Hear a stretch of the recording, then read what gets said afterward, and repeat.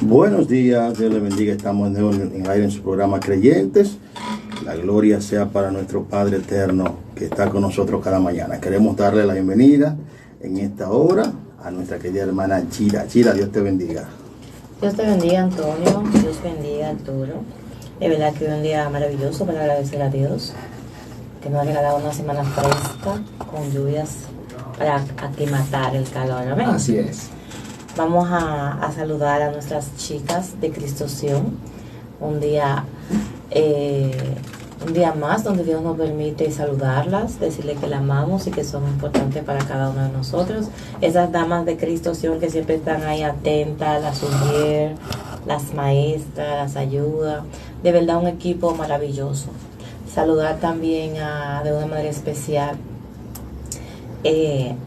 a Lucy, ella, hermana de la Isa, Lisette Rijo, ella una maestra o dama de hermana que siempre está. Lo que no sé, Antonio, si ella está en el Junco hoy o está en San Carlos, pero un abrazo especial para ella, de verdad que sí. Arturo. Sí, Dios bendiga mucho mi hermana Gira.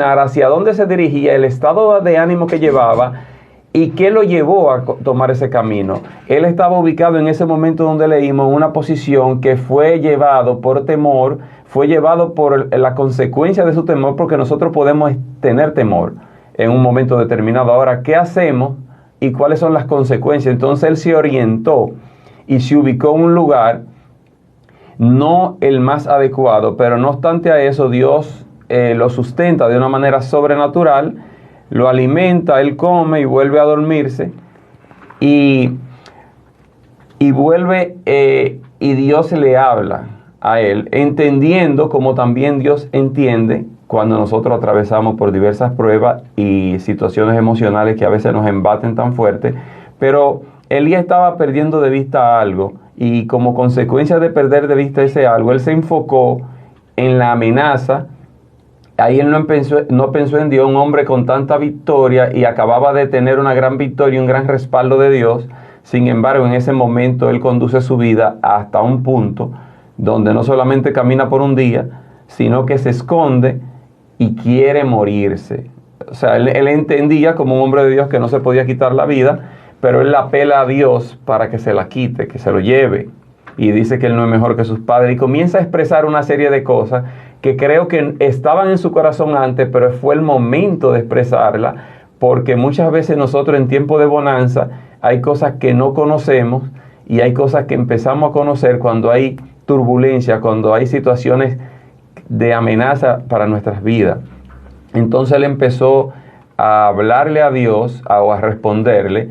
Dice aquí del verso 7, dice: y volviendo el ángel de Jehová la segunda vez, lo tocó diciendo: levántate y come, porque largo camino te resta.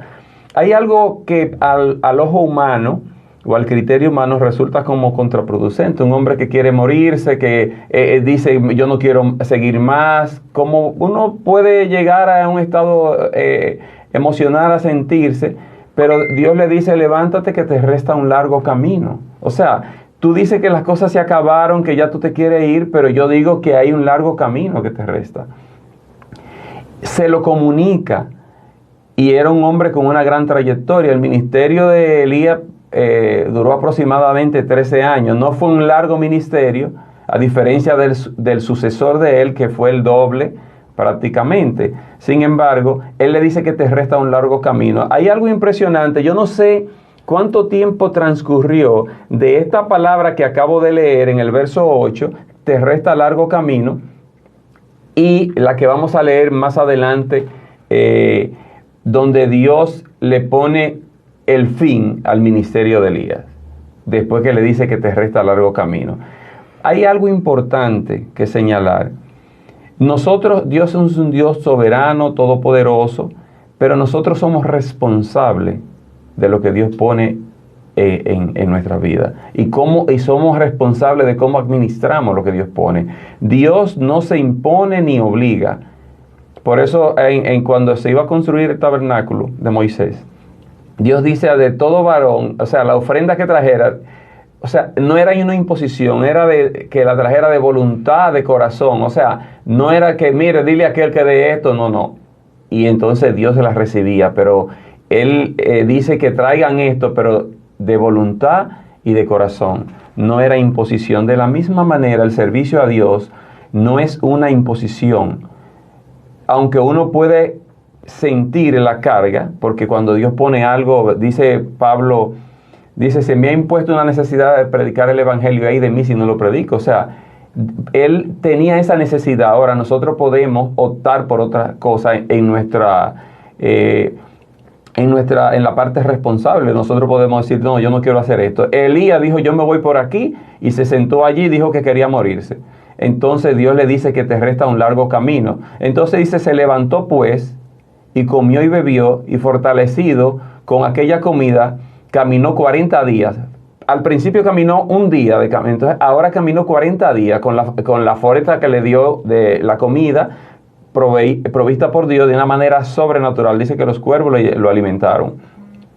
Miren que los cuervos no tienen mucha tendencia a dar, pero los cuervos lo alimentaron. O sea, y él fortalecido. Entonces, ¿qué nosotros hacemos con la fuerza que Dios da. O sea, estamos hablando de comida, pero lo podemos aplicar en la parte emocional y espiritual. Entonces él ahora, después de un día, camina 40 y llegó a Herob, el monte de Dios. Fíjense cómo él se dirige al monte de Dios. O sea, nosotros estamos hablando de un tremendo hombre de Dios, el cual tiene una trayectoria, prácticamente intachable, podríamos decir, con relación a otros siervos de Dios. Entonces, ¿cómo él responde a esta dinámica? Él está en crisis. O sea, la vida de un hombre no está ni debe estar determinada por una crisis que viva, por un evento o una sucesión de eventos, por situaciones, sino lo que tiene que determinar la vida del hombre de Dios es la palabra y identificar el propósito a manera particular de lo que Dios quiere que él se ubique, no en términos geográficos solamente, sino que va a determinar mucho nuestra ubicación geográfica con nuestra ubicación intelectual o emocional o sentimental. Digo esto porque Elías se estaba dirigiendo de acuerdo a cómo él se sentía, y si nosotros queremos estar, por ejemplo, si digo yo quiero un trabajo en Estados Unidos, mi mente va a estar enfocada a viajar a ese país. Si yo quiero estudiar una carrera, mi mente va a estar pensando en una universidad y voy a tener que ahí asistir a un lugar geográfico. Claro, hay universidades virtuales también, pero sí hay que de acuerdo a cómo uno piense, va a estar y va a determinar mucho dónde uno va a estar en un lugar geográfico. Hay gente que dice, no, que yo me enamoré de una persona que vive en tal país y ella no puede venir. ¿Qué queda? Ir para allá. Pero eso, eso va a determinar dónde vamos nosotros a parar. Pero si nosotros no estamos dispuestos a ir, decimos, bueno, yo tengo que negociar internamente. O sigo esta relación, o ella viene, o yo voy, o me quedo aquí. Entonces va a determinar mucho dónde vamos a parar finalmente. Aquí Elías decide y llegó al monte de Dios, dice aquí. Pero vamos a ver qué él estaba haciendo con esa energía, y Dios le hace pregunta a él, y Dios en ocasiones le pregunta, ¿qué haces aquí? O sea, y claro está, eso hace recordar en Adán, que vamos a ver la cita donde Dios le dice, ¿dónde está? O sea, le pregunta, ¿dónde tú estás, Adán? ¿Dónde estaba? Y él le dice, tuve miedo y me escondí. Fíjense cómo va muy relacionado el estado sentimental o emocional nuestro para dónde vamos a estar física o geográficamente. Entonces, Adán, como consecuencia de su miedo, se movió y se escondió. Entonces Dios lo llama, lo pregunta que dónde está, aunque Dios evidentemente sabía geográficamente dónde él estaba. Dios más bien quiere que él piense y despierte ante la condición que él tiene, que se está escondiendo. Él le dice, me escondí, pero Dios muchas veces nos está preguntando a nosotros, ¿dónde tú estás? O sea, ¿qué tú estás haciendo? Tú estás en el lugar que yo quiero que tú estés en esta hora, en el lugar que yo determiné para ti en esta hora, y nosotros muchas veces estamos con una desorientación emocional, espiritual, y eso trae una desorientación geográfica, aunque nosotros en nuestro criterio pensemos que estamos bien ubicados, y muchas veces estamos muy mal ubicados. Entonces, nunca, aquí él antepuso, nunca nosotros debemos anteponer nuestro criterio, nuestro sentimiento a lo de Dios, porque esto puede traer consecuencias muy trágicas, puede traer atraso en nuestra vida en todo el sentido de la palabra, puede traer situaciones muy difíciles de las cuales nosotros, de ninguna situación nosotros por nuestra propia fuerza podemos salir, si no es por la gracia de Dios. Pero nosotros con nuestra propia fuerza sí podemos meternos en problemas, como estaba introduciéndose Elías, donde él quería morirse. Entonces, ¿cuál es la respuesta de Dios a Elías? Dice, él respondió, o sea, Dios le pregunta, ¿dónde está? Le hace la pregunta. Entonces Elías le responde. Me parece una respuesta muy, vamos a decirla muy espiritual, pero ahí había implícito muchas cosas. Dice, él respondió, he sentido un vivo celo por Jehová Dios de los ejércitos, porque los hijos de Israel han dejado tu pacto Eso era algo reincidente en la nación de Israel, dejar el pacto, pero él ahora siente un vivo celo y él había manejado las situaciones reincidentes de Israel, que había dejado el pacto de Dios. De hecho, él era el representante de Dios. Sin embargo, en este momento, él está en crisis, entonces el vivo celo que él siente por Jehová lo lleva a alejarse, tomar un camino, esconderse y dejar morir, y querer morirse. Entonces, él dice que es por el vivo celo de Jehová. Puede sonar como una justificación a lo que él está viviendo. Entonces él le dice, ¿qué tú haces allí? Él dice, he sentido un vivo celo por ti, por la nación. Pero él está huyendo de una amenaza. Pues dice, han derribado tus altares y han matado a espada a tus profetas. Fíjense que es como que él está dolido por lo que los altares, es evidente, y han matado a los profetas. Entonces, ¿cómo él está hablando con Dios? ¿Cómo se siente Dios cuando derriban sus altares y matan a sus profetas? Pero él está expresando un sentimiento el cual Dios entiende.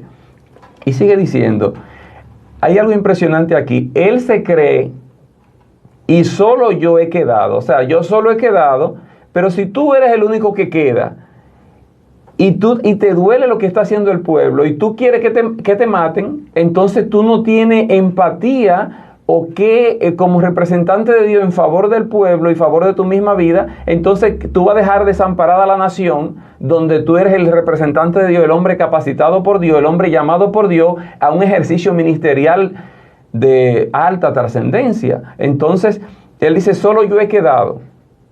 Ahí no aplica, pero antes le había dicho que quería morirse y que se lo lleve porque él no es mejor que sus padres. Entonces, el único profeta que queda soy yo. Y dice, y me buscan para quitarme la vida. Él le dijo, aquí le responde Dios, sal fuera. Fíjense, hay algo importante. Cuando nosotros estamos escondidos, huyendo, y muchas veces no nos damos cuenta, Dios nos llama, nos confronta, nos habla, nos escucha, porque es un diálogo entre Dios y Elías. Y él le dice, sal fuera y ponte en el monte delante de Jehová. Y he aquí Jehová que pasaba, dice, un grande y poderoso viento que rompía los montes. Fíjense aquí, sal fuera. Entonces él tiene que visualizar, el ángel de Jehová le habla y dice, Jehová pasaba y un terremoto, o sea, un poderoso viento. O sea, aquí hay una manifestación y tiene que ver, bueno, vamos a decir que tiene que ver con Dios, porque Dios le dice sal fuera y él está visualizando esto. Y hay muchas cosas que nosotros estamos viendo y vemos una mano sobrenatural, porque dice aquí, y he aquí Jehová pasaba, entonces dice, y un grande y poderoso viento que rompía los montes. Era un viento fuerte, porque no era que desarraigaba árboles, sino que rompía los montes. Pero casualmente ese viento estaba sucediendo cuando Jehová pasaba. Y dice, y quebraba las peñas delante de Jehová. Pero Jehová no estaba en el viento. O sea, el viento pasaba cuando él le dice que salga y él podía decir, wow, la manifestación del poder de Dios. No necesariamente, porque dice que Jehová no estaba en el viento. Entonces, hay cosas que nosotros, Dios permite que veamos, que están rompiendo. Dice que rompían las peñas, era un fuerte viento. Entonces Jehová pasaba y el viento también, pero Jehová no estaba en el viento. Entonces, ¿qué enseñanza tiene para Elías y qué enseñanza tiene para nosotros? Es que tenemos que discernir si lo que está pasando, aunque sea un gran terremoto o algo de alta trascendencia, impacto fuerte, está Jehová en eso, aunque está, o sea, simultáneamente está pasando el viento y está pasando Jehová. Pero dice más, dice que rompía las peñas delante de Jehová, pero Jehová no estaba en el viento. Dice, y tras el viento un terremoto, o sea, algo peor, pero Jehová no estaba en el terremoto. Entonces, hay cosas, turbulencias, terremotos, fuertes vientos que pueden estar pasando y él estaba viendo, pero Jehová no estaba en nada de eso. Y dice, entonces, ¿qué tengo que ver?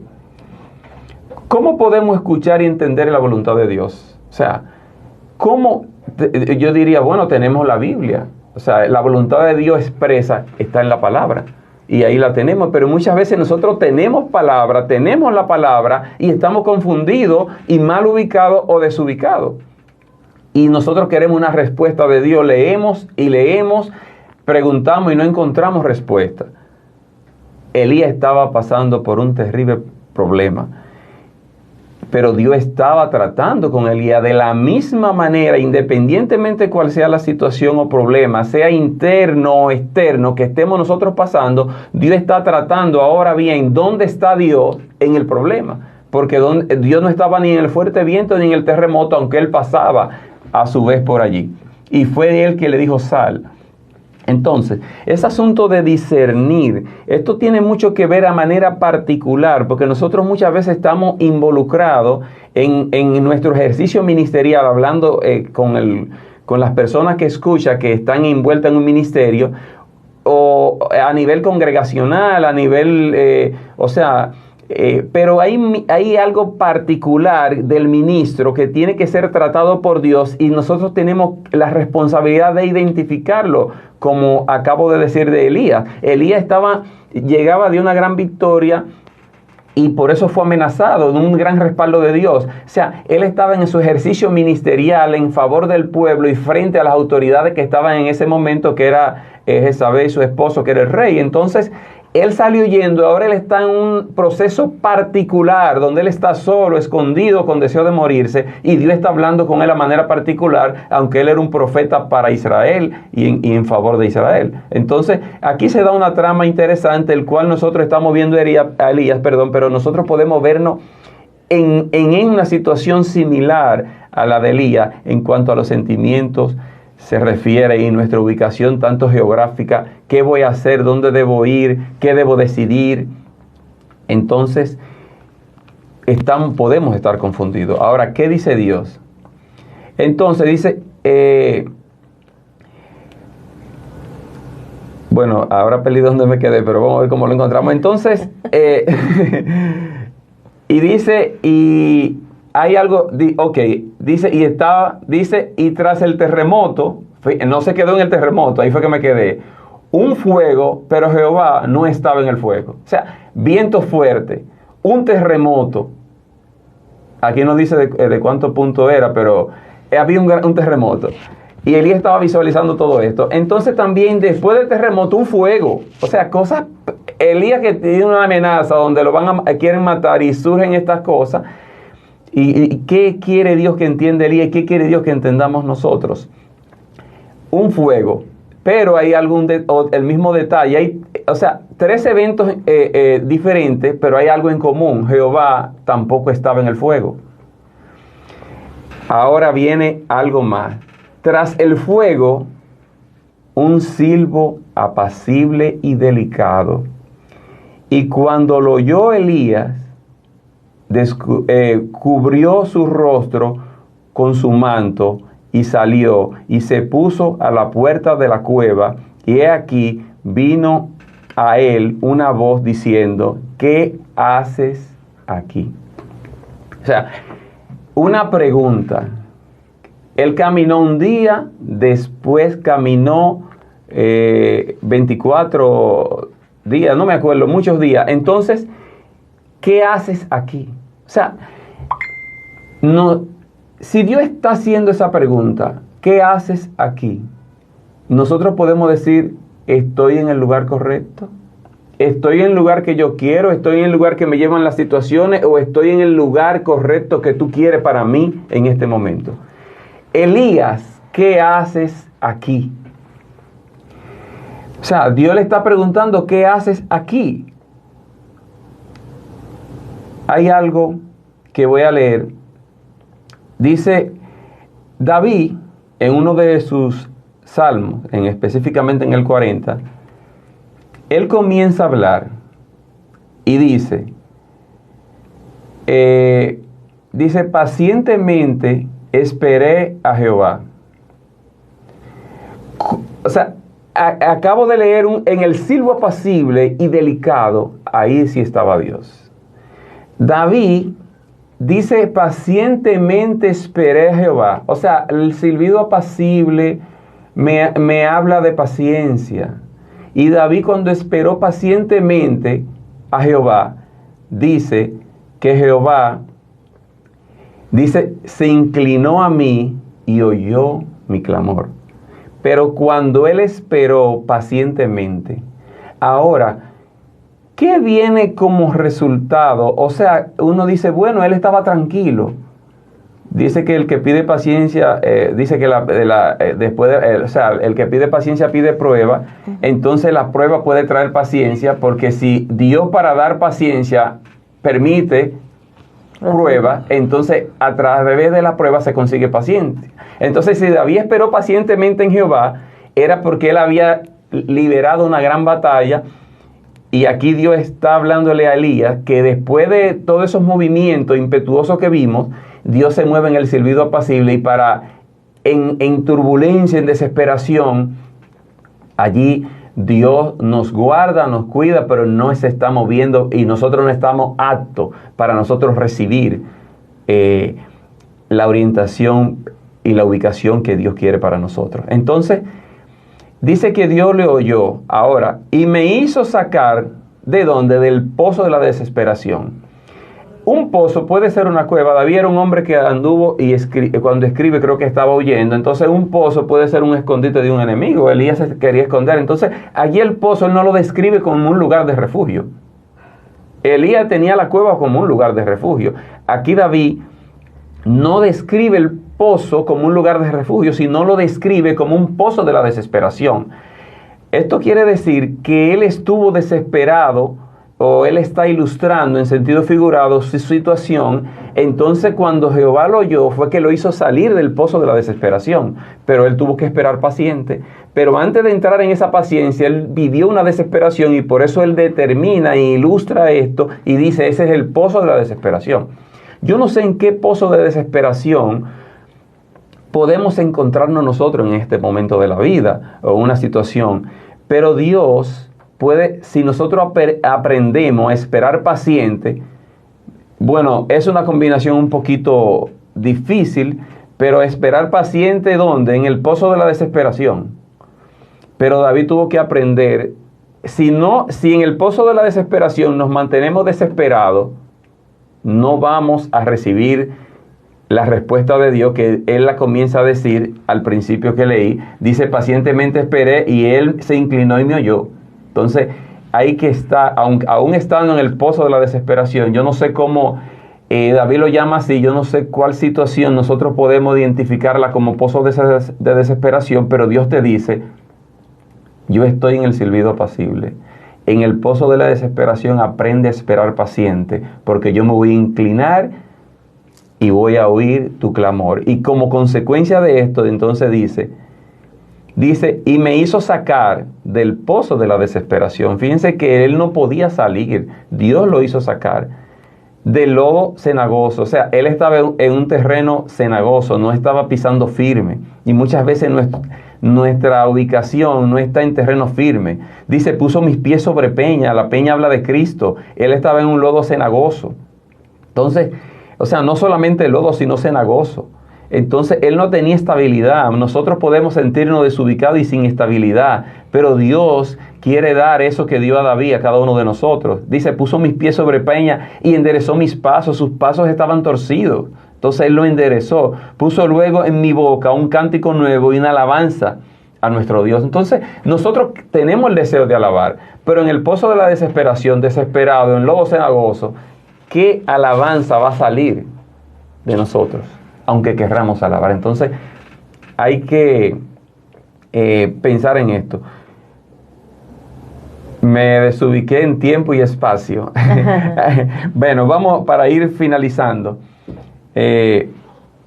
Mis hermanos, bueno, le doy en un momento el micrófono a mi hermana Yira y a nuestro hermano Arturo. Entonces, a David, y al igual que Adán, estuvo desubicado. Estamos hablando, Adán estaba en un estado perfecto y después del pecado fue que se desubicó. David era un hombre extraordinario, pero el pecado lo desubicó.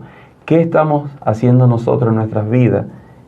Que que tiene que ver con el pecado que nos puede mantener desubicados. Dios quiere que nos ubiquemos, porque más adelante, ya para ir finalizando, bueno, esta cita es determinante que la lea, me va a permitir nada más leerla, porque hay algo que Dios, después que le dijo un largo camino te resta, que le dije que vamos, no sé qué tiempo pasó, Dios le habla a él y unge, le dice, el fin de tu ministerio se acaba. O sea, se acabó porque él está desorientado. Ahora, no podemos, no dice la Biblia, ni podemos especular.